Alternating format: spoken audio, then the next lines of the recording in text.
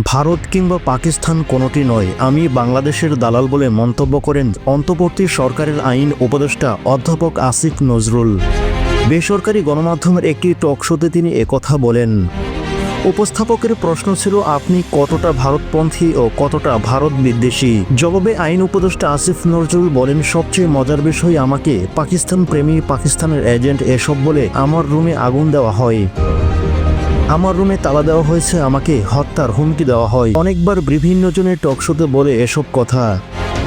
এখন দেখি রাতারাতি আমি হয়ে গেলাম ভারতের দালাল। আমার কাছে খুবই মজা লাগে। সোসাইটিতে ফানি হয়ে গিয়েছে কিছু মানুষ। 15 বছর ধরে পাকিস্তানপন্থী অভিহিত করা একটি লোক হাসিনা পতনের পর 15 দিনের ভিতর ভারতের দালাল হয়ে যায়।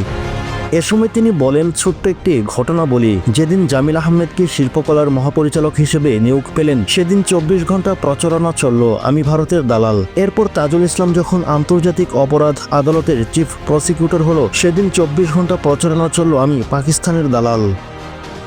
আমি পরিষ্কার করে বলি, আমি বাংলাদেশের দালাল। বাংলাদেশের স্বার্থের ঊর্ধ্বে পৃথিবীর কোনো দেশ আমার কাছে কখনো স্থান পাবে না।